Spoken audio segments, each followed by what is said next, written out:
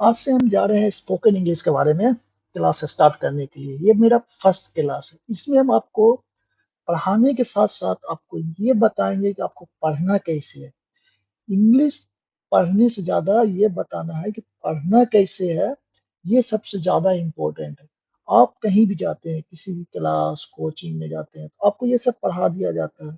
पूरा इंग्लिश के बारे में ही पढ़ा दिया जाता है, लेकिन आपको ये नहीं बताया जाता आपको पढ़ना कैसे है, किस लेवल तक आपको ये याद होना चाहिए, क्या चीज सबसे ज्यादा इम्पोर्टेंट है और किस चीज को कितने देर पढ़ना है। तो हम इस वीडियो में और इस क्लास में आपको पूरा चीज बताएंगे। क्योंकि कोई भी पढ़ने जाता है तो वो सबसे ज्यादा उसके लिए इम्पोर्टेंट होता है पढ़ना कैसे है। टीचर तो उसको पढ़ा देता है, लेकिन टीचर उसको ये नहीं बताता है कि आपको पढ़ना कितनी देर है, किस चीज को कितने अच्छे से याद होना चाहिए, किस चीज में कितना टाइम लगाना चाहिए। वो सब भी हम साथ में आपको गाइड करेंगे। तो आज जो हम बता रहे हैं इस वीडियो में, इस क्लास में, ये सब जो देख रहे हैं ये जो है इंग्लिश का सबसे इम्पोर्टेंट, ठीक है।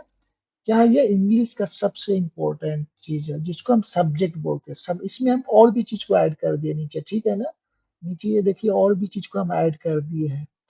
तो ये सब भी इम्पोर्टेंट है, इसलिए हम ऐड कर दिए। तो अब जो ये बता रहे हैं हम, इसमें जो है आपको कैसे याद होना चाहिए। इसको आप इस तरह से याद कीजिए जैसे हम लोग गिनती में होता है, काउंटिंग में होता है। जैसे हम बोलते हैं चार, चार के बाद क्या होता है, बच्चा जो है हम लोग भी है जो है बिना सोचे तो उसको रिप्लाई देते हैं और डर भी नहीं लगता, क्या बोल देते हैं, चार के बाद होगा पांच। उसी टाइप से बोलते हैं आठ के बाद क्या होगा, नौ होगा।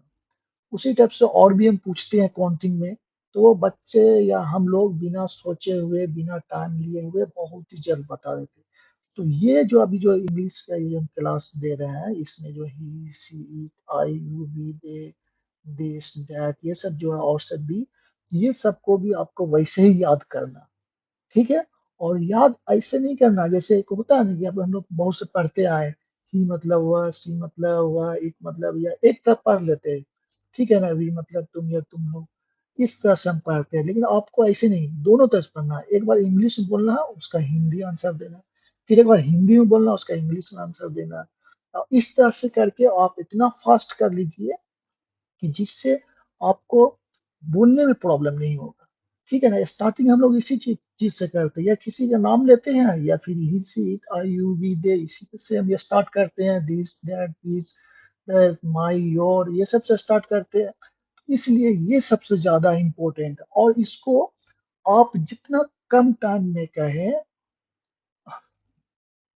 ठीक है, जितना कम टाइम आप कह रहे हैं उतना अच्छा होगा। इससे ये मेरे पता चलेगा कि आपको याद अच्छा है। जिसको याद अच्छे से रहेगा वो उतना जल्दी बोलेगा, ठीक है ना। जिसको याद नहीं रहेगा, जिसको याद नहीं रहेगा वो ज्यादा टाइम लेता है और ज्यादा देर में बोलता है। और जब याद नहीं रहेगा सही से तो वैसा पढ़ने से आप उसमें इम्प्रूव भी नहीं कर सकते। तो इसलिए हम कहते हैं इसको आप इस तरह याद कर लीजिए कि आपको कभी भी कोई पूछे या और किसी तरीके से इसमें पूछे तो आप तुरंत रिप्लाई दे दें। जितना अच्छे से रिप्लाई देंगे उतना अच्छा होगा। और इंग्लिश में तीन चीज इंपॉर्टेंट, ठीक है। ये जो हम जो ये बता रही है फर्स्ट है। इसके बाद दो चीज और बचा हुआ, उसको भी हम एक्सप्लेन करें। इसमें आपको क्या करना है, केवल याद करना।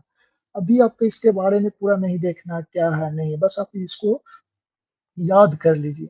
अगले क्लास में फिर इसके बाद हम बताएंगे कि आपको इस सबको पढ़ना कैसे है। जो कोई नया नया पढ़ने वाला होता है, जो सीखता है, तो ये सबको लंबा खींचता है। जैसे यहाँ देख रहे हैं ना, मेरा एरो देखिए, इसमें वाई और यू को यू बोलता है। तो आप लोग को इस तक खींचना भी नहीं है। इसके बारे में हम बताएंगे कैसे पढ़ना, जिससे आपको बोलने के टाइम में आपको प्रॉब्लम भी नहीं होगा, आप एकदम सिंपल वे में आप बोल दीजिएगा। तो यही मेरा मेरे लिए आज का वीडियो था। और इसमें यही हम आप लोगों को बताना चाह रहे थे कि आप इसको पढ़ना कैसे है, किस तरीके से याद होना, जिससे आपको प्रॉब्लम नहीं हो। और नेक्स्ट वीडियो इसी पर लाएंगे। इसमें आपको ये बताएंगे कि आपको किस तरह से ये सबको प्रोनाउंस करना है, जिससे आपको बोलने के टाइम में कोई प्रॉब्लम्स नहीं होगा और इजी भी लगेगा, ठीक है ना। ये सब और भी इससे अच्छा अच्छा चीज लाएंगे, किसको किस तरह से पढ़ना है जिससे आपको बोलने में कोई दिक्कत नहीं होगा। तो आज के लिए इतना ही काफी है।